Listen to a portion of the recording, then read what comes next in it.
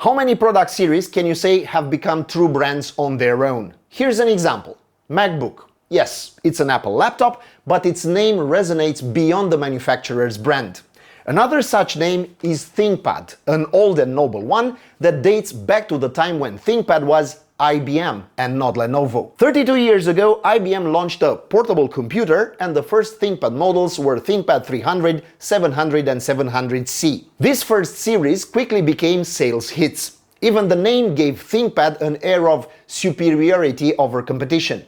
ThinkPad sounded different from LTE or Dynabook. Essentially, it was the MacBook before the MacBook. Years later, when IBM sold its consumer PC business to the Chinese company Lenovo, the new owners decided to keep this legendary name. A facelift of the series followed, which received a new logo and a complete rework. But the new ThinkPads were also embraced by users because they were easily customizable and easy to service. Of course, things are a bit different today, as you can't even change the RAM modules anymore. It is what it is, and that's a whole discussion for another time. About 2 or 3 months ago, I received the ThinkPad X1 2-in-1 for review, a Swiss Army knife trying to be both a laptop and a tablet. But it didn't really look like a legit ThinkPad. Yes, it had a track point in the middle of the keyboard, and the series' iconic logo was present on the lid. But I felt it lacked that authentic ThinkPad something. Thin and light ThinkPad? What's next? Vegan carnivora pizza? But the laptop I'm excited to tell you about today is a true ThinkPad, and you can tell that at first glance. It's significantly thicker than a Yoga and has the same vibe as the old school models. But that's not even its main advantage, but rather the processor, namely the already famous Snapdragon X Elite. And since I briefly mentioned the Yoga series, I will also discuss one of the latest models, namely the Slim Shady, 7X, and that's because it has the exact same processor as the ThinkPad. In other words, one of the world's largest laptop manufacturers now has ARM processors on 2 of its flagship series.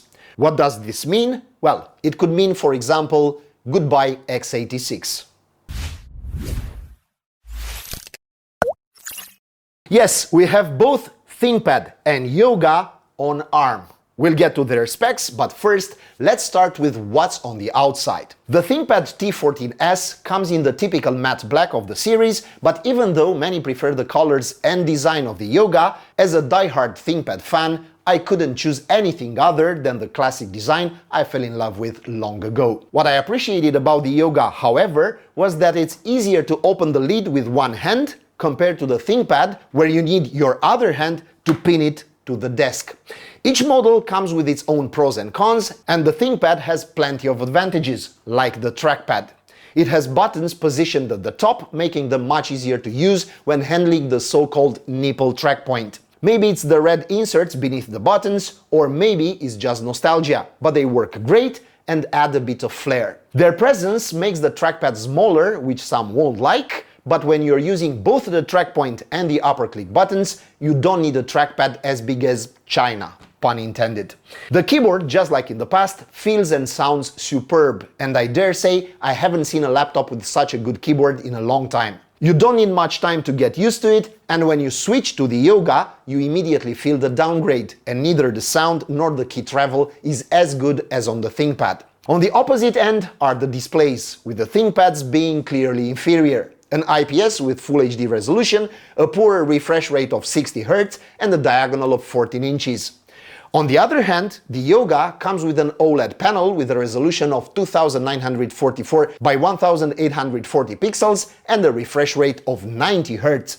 Another bonus is that this display is also capacitive, making it more useful for users who want to draw, write by hand, or simply control the laptop by touch. I would have liked the ThinkPad to come with a more appealing display in the review unit, but here's the good news. There are still 2 other display options for the ThinkPad to choose from, including one with a much superior OLED panel. Referring strictly to this one, the difference is massive when comparing colors, contrast, and shades. So, if you work in photo-video, the extra money for an OLED panel is well invested. But if you're using such a laptop for office work, an IPS panel won't make you hiccup, and you'll save some money. When it comes to multimedia, the speakers located on either side of the keyboard didn't impress. They aren't quiet, but they aren't the loudest either. and when the volume is maxed out, there's a slight distortion in the sound. This applies to both the ThinkPad and the Yoga, even though the latter has slightly larger speakers, but the quality difference between the two remains negligible. Of course, the sound systems are decent enough to watch a YouTube video and for video conferences. But if you're the kind who listens to music and binge watches movies on a laptop, the new ThinkPad isn't the ideal tool for that. I mean, an IPS panel and decent sound don't recommend the laptop for such recreational activities. And the webcam available on both is also just okay. Its resolution is 1080p, the standard for this type of portable device, but the image quality didn't blow me away. Both cameras support Windows Hello, so you can log in with facial recognition, but on the ThinkPad you also have a physical switch that lets you uncover and cover the camera as you please, without relying solely on software. I appreciate the presence of this physical cover. It shows that ThinkPad is a tool aimed at a specific user segment. As for the weight, the ThinkPad T14s Gen 6 passes the scale test at 1.24 kilos, making it easy to carry and handle. It's not exactly a thin and light, and you can tell that just by looking at it compared to the Yoga models, but I haven't heard anyone complain that a laptop under 1.5 kilos is heavy. The Yoga is just a puff heavier at 1.28 kilos, so the two laptops are separated by only 40 grams, an imperceptible difference when holding them. And here the discussion about the Yoga ends, as I believe the ThinkPad deserves more attention, being the laptop not only with tradition, but also more distinct. Plus, both have the same processor, which is why they perform similarly. And that being said, let's continue with the ThinkPad. Before we dive into performance, there's one last stop: connectivity, both wired and wireless. On the right side, we have two USB-A ports at 5 Gbps and a Kensington lock, just like the ThinkPads of the old, while on the left side we have two USB 4 ports that can be used for both charging and connecting an external display, along with the HDMI 2.1 port and a combo jack. The wireless connectivity is Wi-Fi 7, meaning the latest standard on the market, and Bluetooth 5.3. So the laptop has everything I want, perhaps except for an Ethernet port, which surprisingly I've heard some people complain about in the comments. Really, why do you want such a thing? Just for the sake of knowing it's there, or do you actually think a wired connection is useful in 2024 on a laptop that supports Wi-Fi 7 anyway? I'm asking genuinely, and I'm curious to see what responses I get. Now, let's get to the core, the processor, which, as I mentioned earlier, is a Snapdragon X Elite. Of course, it's an SoC with 12 cores and a maximum frequency of 4.2 GHz with an integrated Adreno 741 GPU, but it also has that famous NPU capable of 45 trillion operations per second. The most important consequence of this hardware choice is the massive battery life, enough to crush any rival with an x86 architecture. How much time in hours, minutes and seconds? Well, around 20 hours when using it for typical tasks with the display brightness set at half. That's how long it lasted for us, from 100% to 0.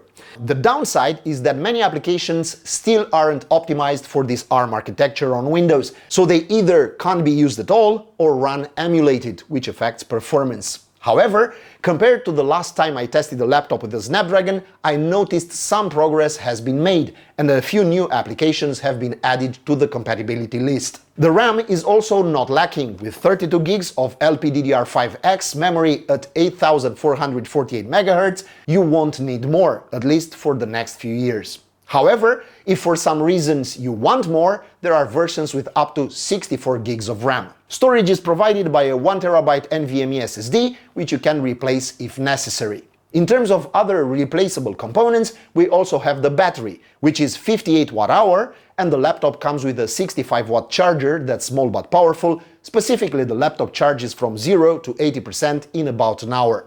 Now I'll quickly go over the results from synthetic tests that can be run on such an ARM system. In Cinebench 24, we got a score of 761 points in multi-core and 108 in single-core. The multi-core score is lower than what we got with the same processor on the Asus VivoBook S15 a few weeks ago. And to compare with the new AMD processors, the ZenBook S16 with Ryzen AI 9 HX 370 scored 968 points, about 20% higher than this one.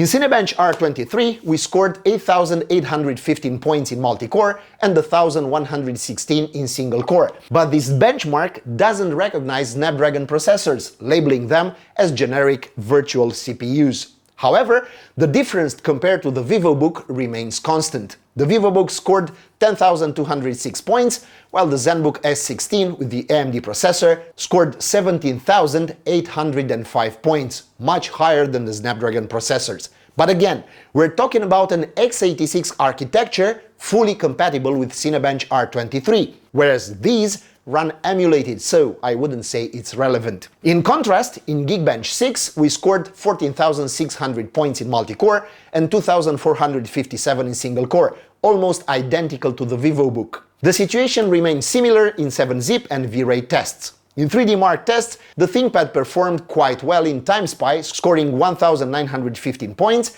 and in Firestrike the score was 6,042 points.